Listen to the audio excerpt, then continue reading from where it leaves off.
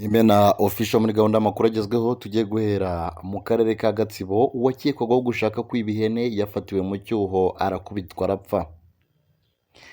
Ni mu murenge wa Gitoki mu karere ka Gatsibo umusore wari uri mu kigero cy'imyaka 27 yafatiwe mu cyuho n'abaturage bivugwa ko yari agiye kwiba ihene baramukubita bimuviramo urupfu.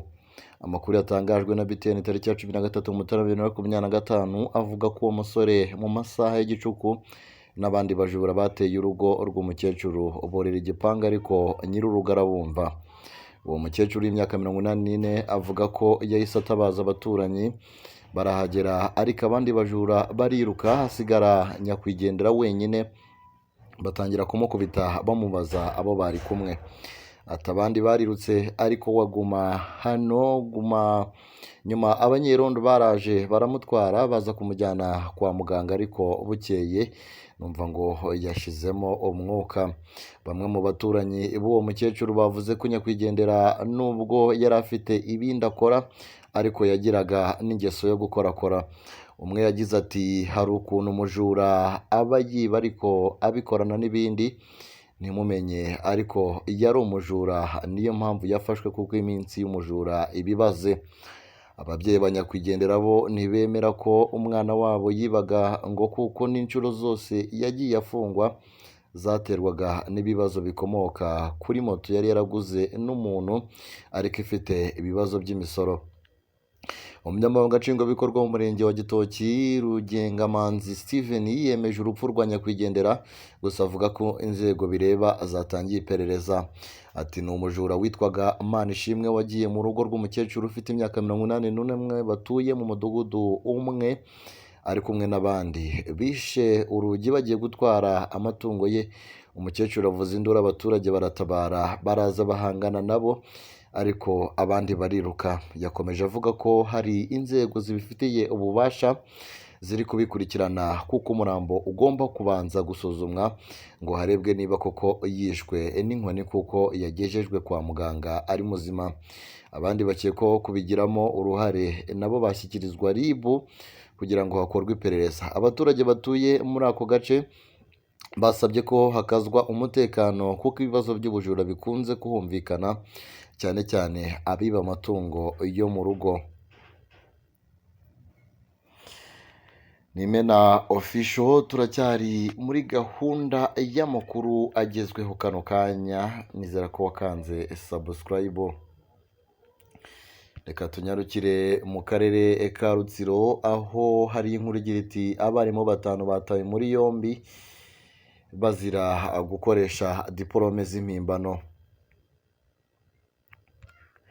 Urwego rw'ubugenzacyaha RIB rwatangaje ko rwataye muri yombi abarimu 5 bigisha mu bigo by'amashuri bitandukanye byo mu karere ka Rutsiro bazira gukoresha impamyabushobozi impimbano.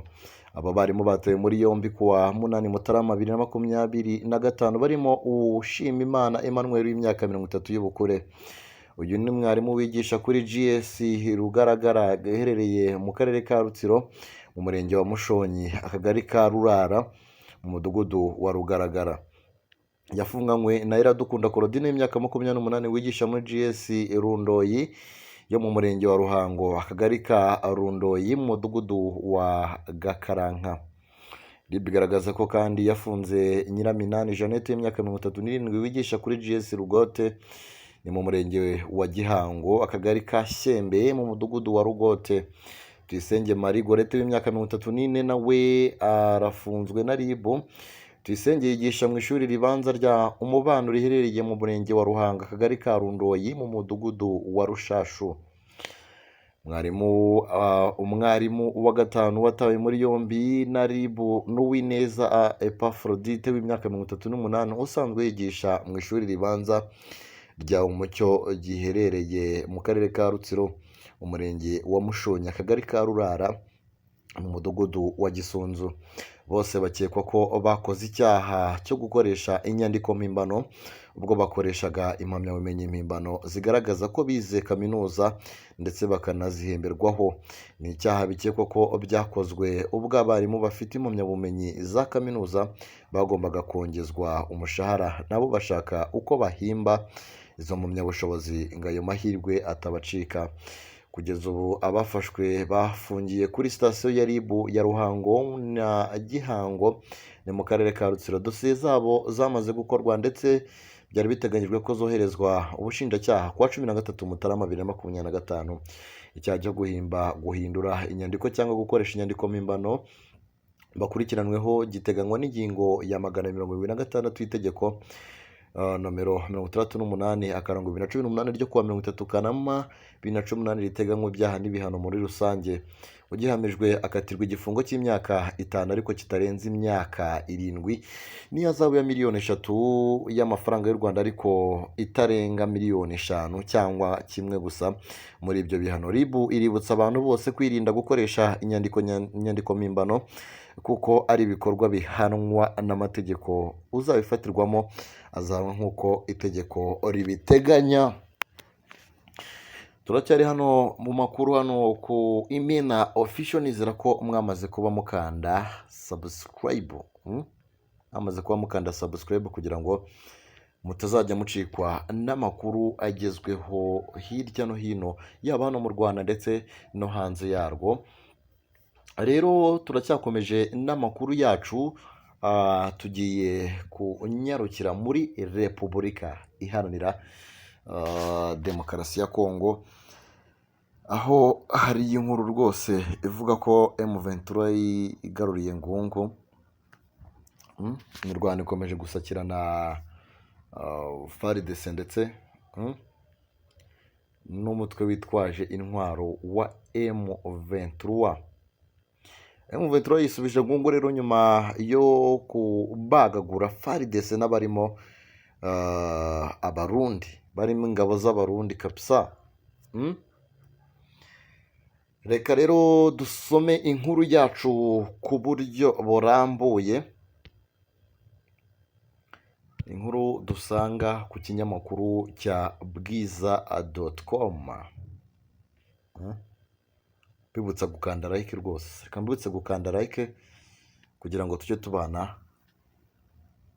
Nimba wakunze amakuru tukugezaho ni ngombwa ko ukanda like.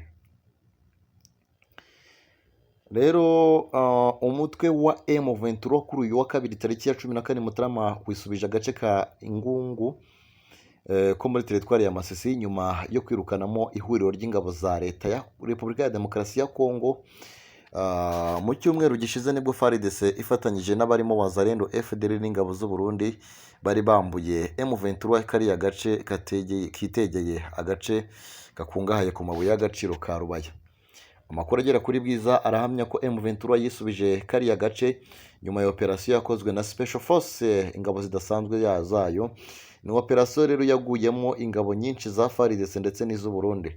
Amafoto ateye ubwoba Bwiza yabonye yerekana abasirikare benshi bishwe, barimo abagiye bamenwa imitwe n'abagiye baraswa mu nda amara agasohoka. Amakuru agera kuri iki gitangazamakuru anemeza ko imirwano yatangiye mu rukerera rwo kuri uyu wa kabiri yanasize inyeshyamba za M23 zigaruriye utundi duce turimo aka Gasake, Kamatare ndetse na Ruzirantaka twose two muri Masisi.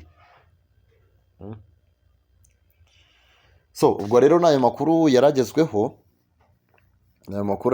hano ku Imena Official.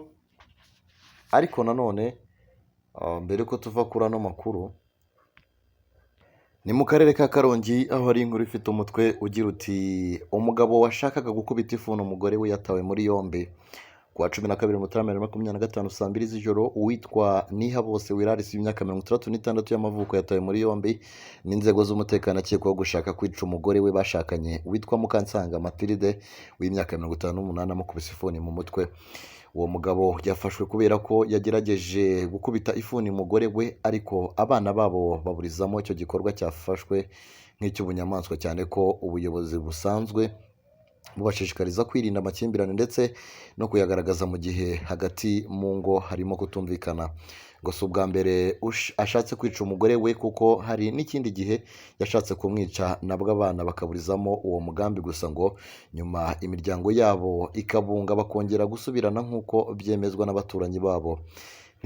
Nihabose mu magambo ye ngo yahoraga yigamba ko yari afunze. Umugore we yasanze yarakoresheje umutungo w'urugo nabi, bikaba mu bituma ngo ahora ashaka kumwica. Umunyamabanga nshingwabikorwa w'umurenge wa Murundi Niyonsaba Siriake yahamirije Imvaho Nshya ko aya makuru agaragaza ko uwo mugabo Ntihabose yafashwe akajyanwa kuri polisi ya Murundi. Yagaragaje kandi ko mu byo bashishikariza abaturage mu nteko rusange y'abaturage harimo no kwirinda amakimbirane no kwihorera. Yagize ati bamufashe mu ijoro bamuraje muri polisi hano i Murundi, abaturage tubaha ubutumwa bwo kwirinda amakimbirane mu miryango no gukumira icyaha kitaraba, kuko ni gahunda ya leta ihoraho, cyane ko nk'abariya abantu bagiye bafungurwa bisaba kubongera kubegera by'umwihariko kugira ngo bisange muri sosiyete. Yakomeje agira ati rero tugenda tubegera mu nteko z'abaturage tugasaba abaturage ko ikibazo cyose bagira batagambirira kuba bakwihorera, ahubwo bakegera ubuyobozi kugira ngo tubafashe kumvikanisha nk'inshingano zabo. Yagaragaje ko atazi by'amakimbirane yabo bombi, ku byavugwaga ko ibi atari ubwa mbere bibaye. Icyakora avuga ko kuva aho abimenyeye agiye guhita abikurikiranira hafi. Ibi byabereye mu karere ka Karongi, umurenge wa Murundi, akagari ka Kabaya, umudugudu wa Mujyojyo, mu ijoro ryo kuwa 12 rishyira kuwa 13 Mutarama 2024. Rero nahangaha dusoreje amakuru twe twabateguriye. Mukomeze mugire ibihe byiza cyane. Bye bye.